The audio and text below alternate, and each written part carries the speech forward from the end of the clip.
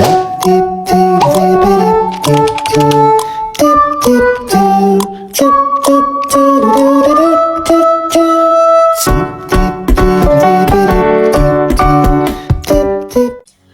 semuanya, kembali lagi dengan saya Salsabila Arifah Rahman.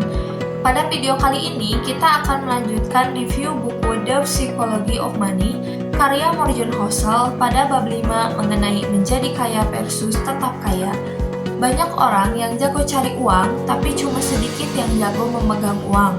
Bayangkan, jika ada dua orang yang sama-sama miliarder pada tahun 1920-an, satunya merasa paling hebat dan makin berani ambil resiko, satunya lagi selalu merasa was-was kalau hartanya hilang besok pagi.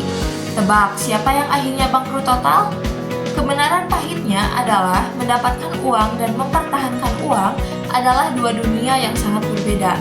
Cari uang itu butuh nyali, optimisme, dan keberanian tampil di luar. Tetapi, menjaga uang itu butuh hal sebaliknya, kerendahan hati, disiplin, dan sedikit rasa takut bahwa apa yang kamu miliki bisa hilang dalam sekejap. Kalau kamu cuma punya nyali tanpa rasa takut, kamu bukan sedang investasi, tapi kamu sedang menunggu waktu untuk jatuh.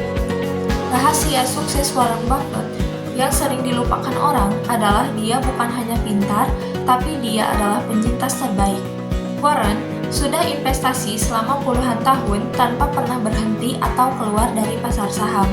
Dulu, Warren punya rekan bernama Rick Guerin yang sebenarnya sama pintarnya, tapi Rick terlalu terburu-buru untuk kaya.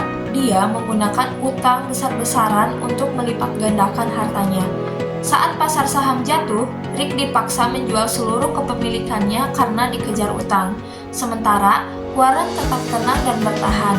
Ingat, keuntungan investasi yang luar biasa tidak ada gunanya kalau kamu tidak bisa bertahan cukup lama sampai keajaiban waktu bekerja untukmu. Lalu, gimana caranya agar kita tidak bernasib seperti Rick? Yang pertama, gunakan konsep margin keamanan. Jangan pernah buat rencana keuangan yang terlalu pas-pasan tanpa ruang nafas. Anggap saja rencana investasimu akan meleset dari target. Jika kamu masih bisa bertahan hidup dalam kondisi terburuk itu, berarti rencanamu sudah kuat. Kedua, jadilah optimis yang paranoid. Kamu harus sangat yakin masa depan bakal cerah dalam jangka panjang, tapi harus super waspada pada rintangan jangka pendek. Percayalah, ekonomi akan tumbuh, tapi selalu siapkan cadangan nyawa berupa dana darurat, karena badai ekonomi bisa datang kapan saja tanpa permisi. Jika kita lihat sejarah pertumbuhan ekonomi dunia selama ratusan tahun, garisnya terlihat naik terus ke atas. Tapi, jika kita lihat lebih dekat, di sepanjang garis itu ada perang dunia, pandemi, hingga krisis ekonomi yang mengerikan. Kemajuan itu memang normal terjadi, tapi prosesnya tidak pernah mulus. Banyak orang menyerah saat grafik sedang turun sedikit, padahal kalau mereka cuma diam dan bertahan, mereka akan menang.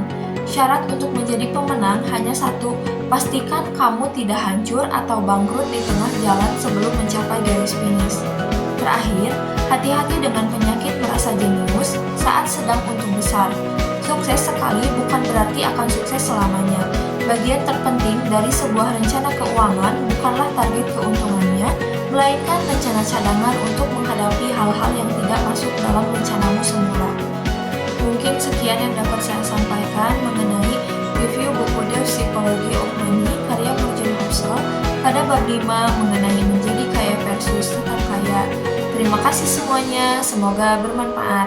Salam PGSD.